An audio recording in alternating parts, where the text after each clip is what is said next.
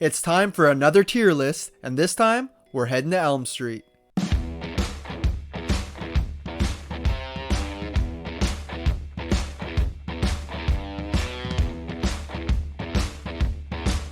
Hey guys, welcome back to the channel. Hope you're having a good one today. I'm the movie ranker, and today I'm going to be doing a tier list for all the Nightmare on Elm Street films. We got 9 movies if you count the spin-off Freddy Vs Jason. This should be interesting. Getting into my tiers, we got masterpiece, amazing, great, good, just okay, below average, bad, and god awful.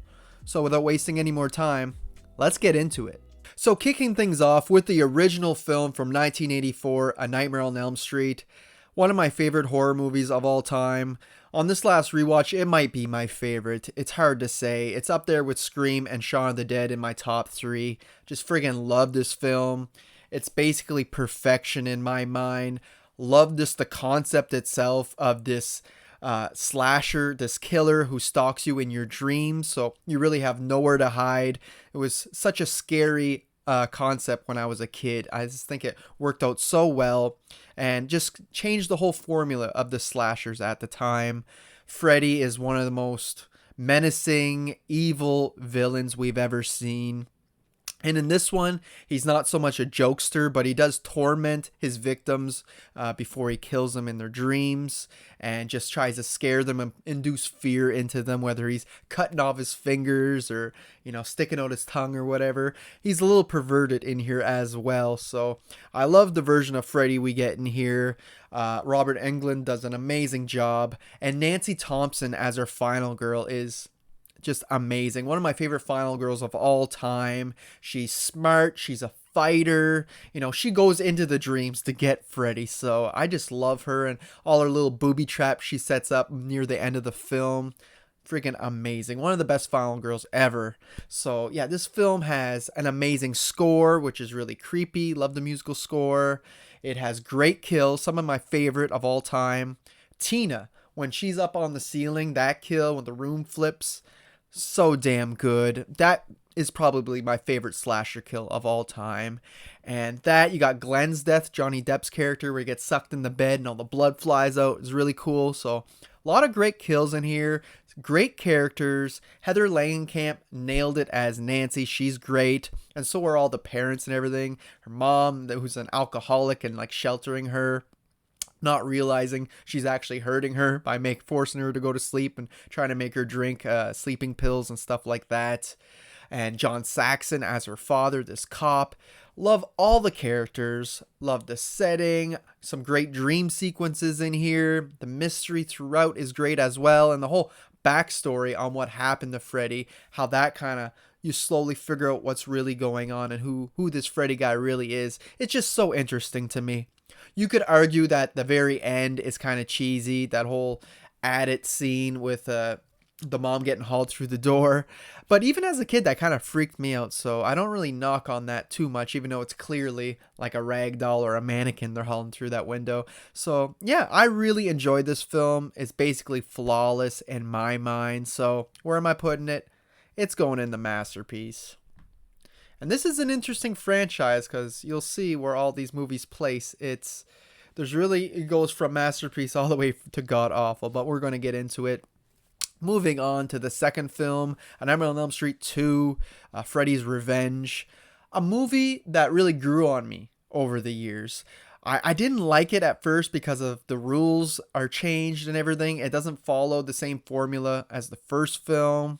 This is more of a possession movie with our main character Jesse basically getting taken over by Freddy, and there's some social commentary in there, some themes regarding his sexuality. This is known to be one of the gayest horror movies ever made, and it really makes it stand out among the rest given that. And it's very thought-provoking because like I said, Freddy is easily manipulating Jesse because he's confused. He's not sure about his sexuality and everything like that. He moved into a new home, which happens to be Nancy's home. So he's an easy target for Freddy to go after, right? And basically in this film, he's possessing Jesse to go around and do these killings for him, which is super interesting. Like I said, it took me a while to warm up to that concept, but over the years, I really do enjoy this film. The whole movie is very bizarre. Even the daytime sequences, like the sequences where they're not even dreaming. We got like birds blowing up from the heat because it's so damn hot this summer. It's just very interesting and weird, but I kind of like it for that. Mark Patton does an amazing performance, I feel, as Jesse. Very underrated. And again, the whole cast is great, from Grady to, the girl he's seeing and everything. Everybody's awesome in here. There's a few scenes like the pool party massacre, which, again, doesn't make a whole lot of sense within this franchise, but it's just a whole lot of fun to watch.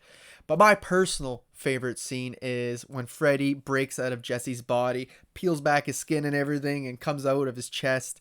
It's just so damn cool. One of my favorite moments in this franchise. So a lot of good things in this film. Yeah, really enjoy this one. You got an awesome nightmare sequence at the start with the bus on the cliff. So yeah, great nightmares, great story, kind of thought-provoking, and great characters. So this one is going into good. I feel like it's a good film. Again, once you get past them breaking the rules and changing things up, it works for me. And since this was only the second film in the franchise, it's okay for it to break the rules, I feel. If this would have been like the 7th or 8th movie, it would have been a bigger problem for me. But as of now, this movie's going into good, and it really went up over the years. Like at one time, this was below average to me. But yeah, I really enjoy watching this one now. Moving on to a fan favorite in Nightmare on Elm Street Part 3, The Dream Warriors. Such a cool film. Almost feels like a legacy sequel nowadays, right? Because we get this whole new cast, but they still bring back Nancy and John Saxon. A few of the characters or actors from the first film. We got John Saxon playing Nancy's dad again, and Nancy's back as this psychiatrist or whatnot, some type of doctor, and she goes to this institution to help these kids out. Little do we know, she's also taking Hypnosil. That's how she is surviving against Freddy all these years, because she's not dreaming. And you mix her in with all these new characters, which are great. I love all the kids.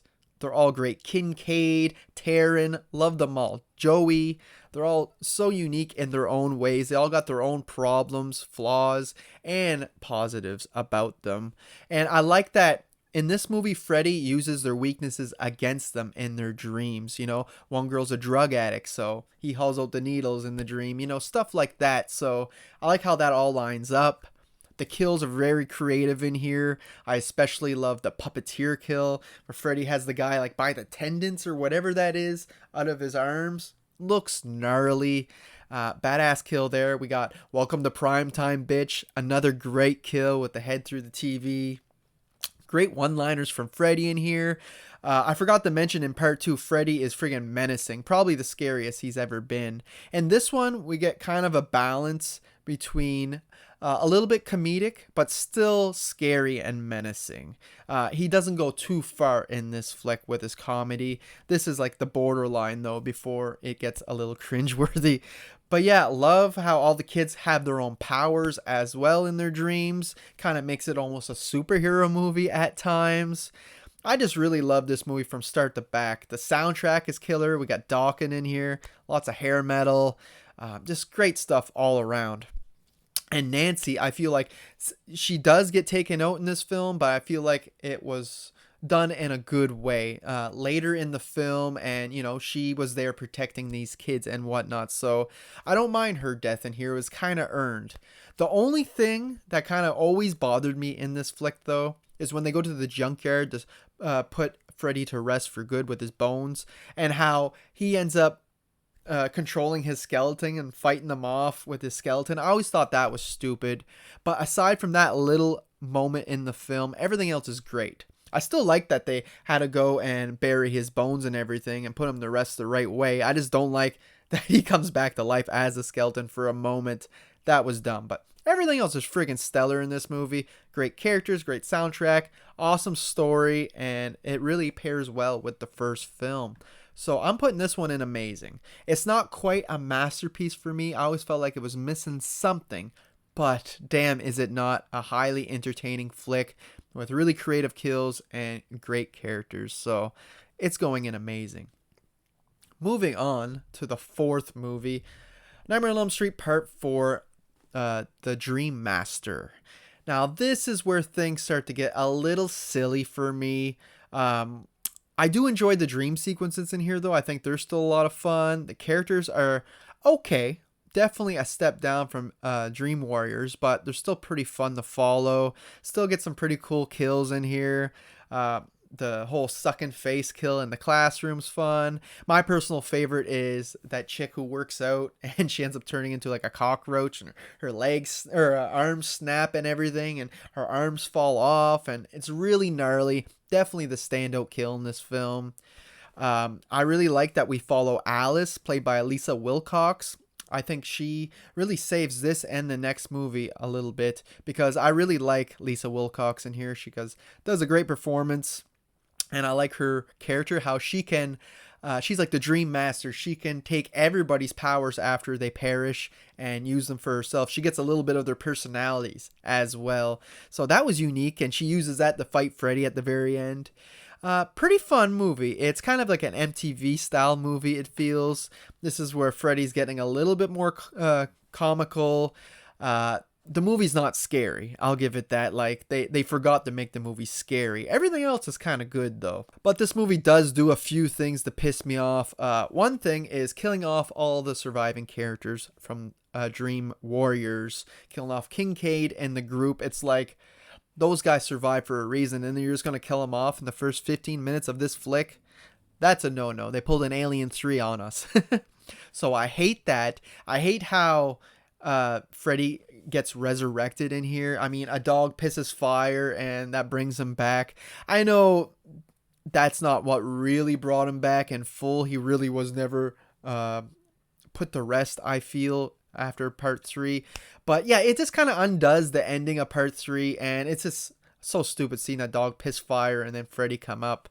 I always thought that was dumb. And lastly, Alice's brother's death, where he's fighting like an invisible Freddy. I thought that was really lame and cheesy as well. But everything else in this movie is pretty damn cool. The final fight's pretty awesome. I like with all the souls like leaving Freddy's body and like tearing him apart, kind of. Very cool stuff. So Dream Master, to me, it's just okay. I mean, I have a good time watching it. It's still entertaining, but unfortunately, Freddy's a little too comedic in here.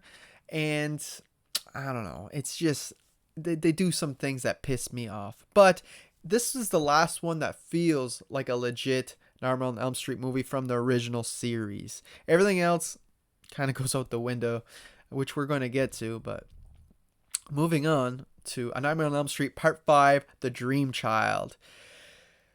This one that I want to like more every time I watch it, but I just don't. Like, going in, I'm always like, I'm going to give this a fair shot, and it's just pretty damn bad.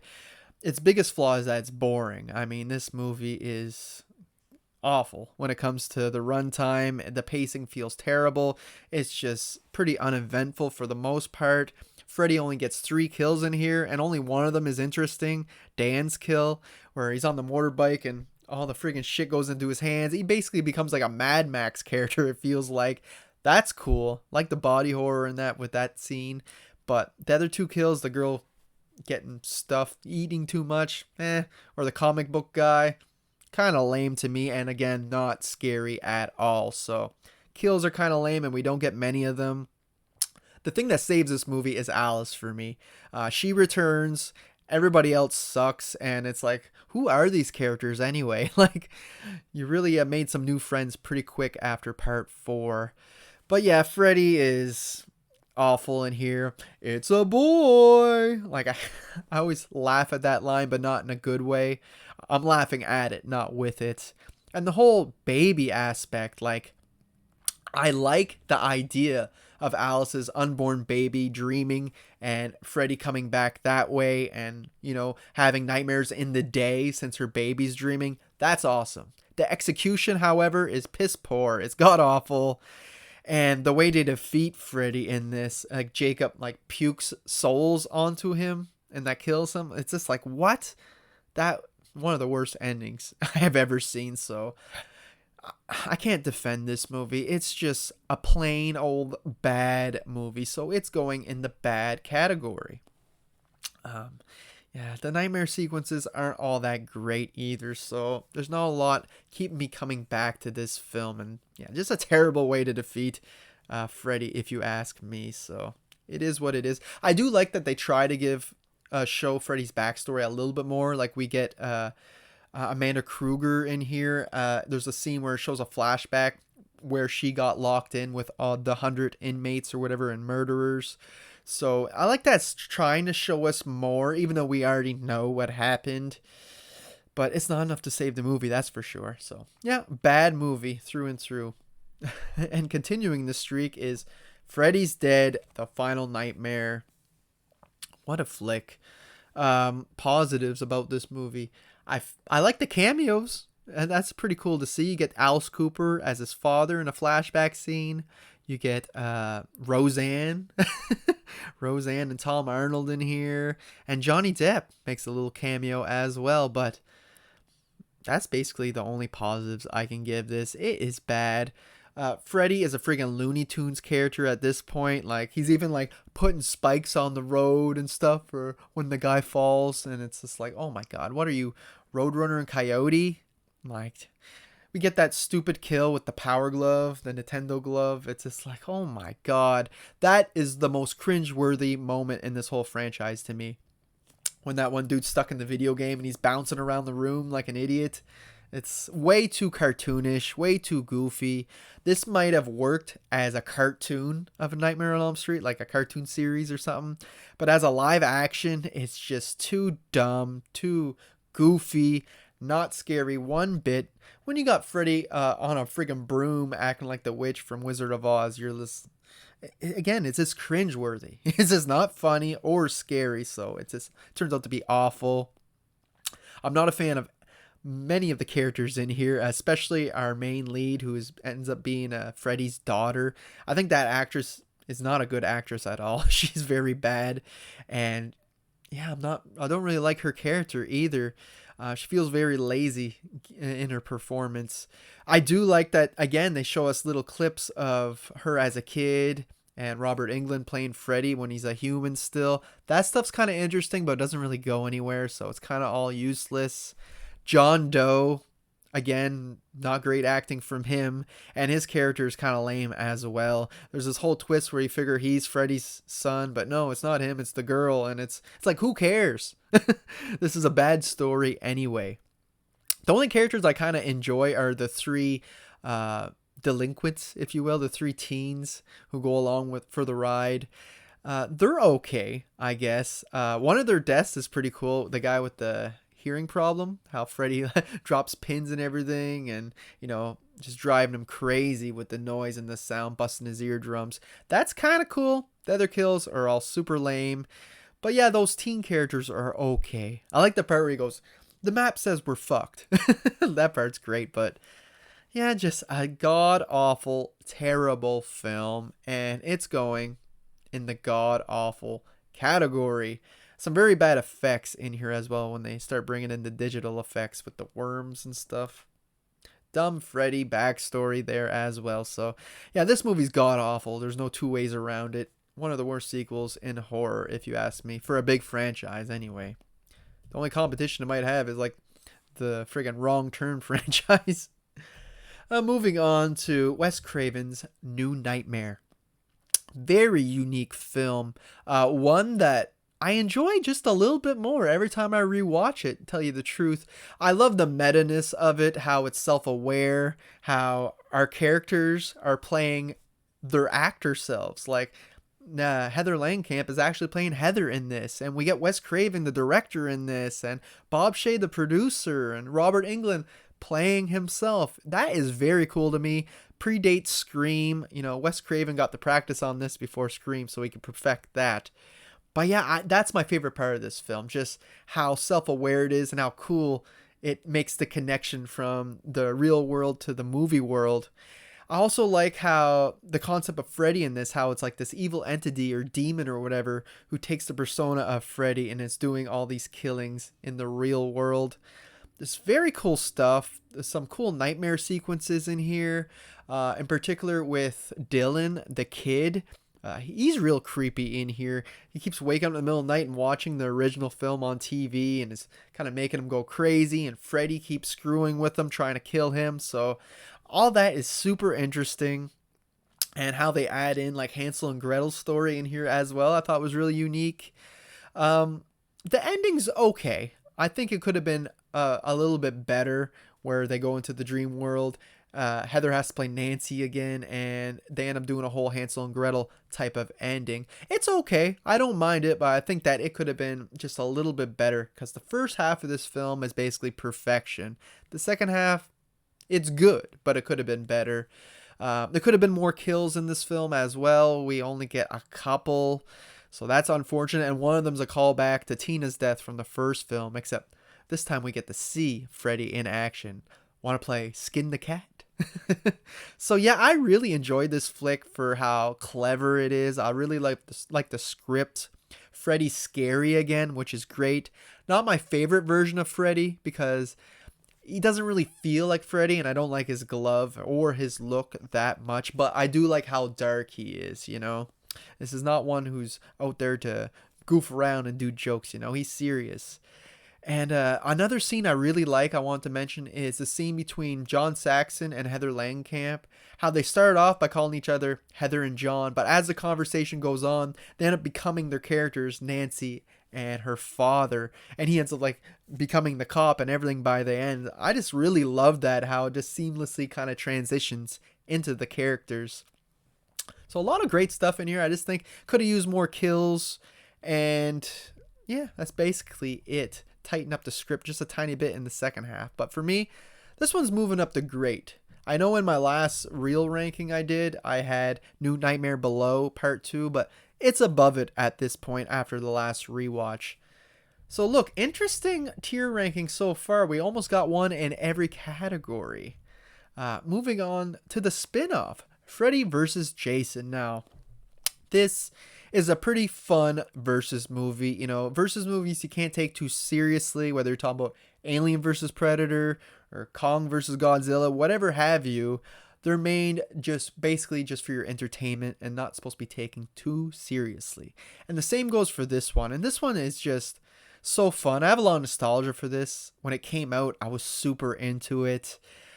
Feels more like a Nightmare on Elm Street film than a Friday the 13th film, but that's okay. Unfortunately, Freddy doesn't get very many kills. I think he gets one this whole flick, but it's a good one. How he's tormenting that dude in the bathroom and burning his back and everything. Really awesome. But Jason pretty much just goes on a massacre this whole film, especially at the cornfield party. That's a great sequence. Yeah, and Robert Englund kills it as Freddy in here. One of the best performances, personally. I really love Freddy in this flick. He has a few bad lines, but as a character himself, he's great. And I think the story to get these two big heavyweight giants together was pretty genius, because it's pretty hard to get Freddy to fight Jason, you know. But the way they came up with their story, I thought was pretty clever.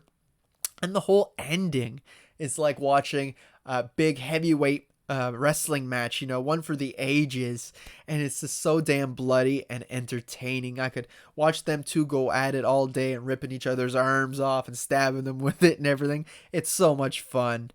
The characters could have been a bit better. The acting could have been a bit better, but it is what it is. Product of its time, that's for sure. Could have used some more Catherine Isabel, because I love her. She doesn't get a whole bunch of screen time on here. But yeah, she's okay. Same as Kelly Rowland and all them. They do the best that they can with this script. But the characters, they're serviceable enough. But yeah, this is more of a popcorn flick, and I just enjoy it. Turn my brain off and enjoy watching this flick every time I put it on. Could have been better. I hate Jason in here. I'm a big Jason fanboy, so I don't like the way he's like almost moving like a zombie, and he has this freaking sword and this jacket. He could have been written better, that's for sure, but he does get a lot of kills. But I think Freddy is done really well in here. So I'm putting this movie in good. I think it's a good time. Perhaps not as good as part 2, but still worth being in that good category. And as I said, back in 2003 when this came out, it enhance my love for the big three, if you will, especially these two heavyweights. Only one film left. Nightmare on Elm Street, 2010, the remake. This is one that after I watch it and a few months goes by, I always feel like it's worse than what it is. Like before rewatching it this time, I'm like, this might be in the bad or god awful. Even this might be the worst one, you know? But in my last ranking, I had it above Dream Child. And on rewatch, it's still kind of above Dream Child. It's not the worst thing I've ever seen. For a remake, it's actually not all that bad. Unfortunately, I do like all the things that they change. I think that's really cool with the micro naps and everything. I like the whole intro at the diner. That dude slits his throat. Really, Freddy does it, but makes it look like he does it. That's cool. But then every time the movie tries copying the original or doing a tribute to the original, whether it be the kills or certain scenes like Tina in the bag at school, in the body bag getting dragged around, it's never done as good as the original. And I'm always like, damn, don't copy something you can't do better. You know what I mean? So I really wish they would have did their own thing with certain things. Every time they copy the original, it's done way worse. The characters aren't great in here either. Everybody kind of feels like they're half asleep. I know that's the whole point of the film, but they give pretty lazy performances, if you ask me. The only one who's good is Katie Cassidy, and unfortunately, she doesn't last very long in this flick. I think she's great, though, and she should have been the Nancy, you know, because, yeah, the other characters that we're left with feel like they're sleepwalking in these performances, for lack of a better term. So, yeah, I like that Freddy's dark and evil, but I don't like the CGI used on him. The dude who plays Rorschach, Jackie Earl Haley, or whatever his name is, who plays him, does a decent enough job for what he was given, but he's just not Freddy to me. So I have a hard time seeing him as Freddy. I know his voice and that's different, but I don't know, it just doesn't work, especially with all the CGI on him and in the scenes that he's involved with. That kills it for me. Like when you're coming out of the wall, like in the original, but yet you do it in CGI, it's just like, oh, that's terrible. Terrible, terrible, terrible. Every time they use CGI in here, it just hurts my heart because I'm like, this is a franchise that needs to be going practical all the way. Hire friggin' Damien Leone from Terrifier movies to do a Nightmare on Elm Street, and he will kill it. I'm telling you. So I hate the CGI. Characters are half-assed, and I really don't like that they make Freddy a straight-up pedophile in this movie, a diddler.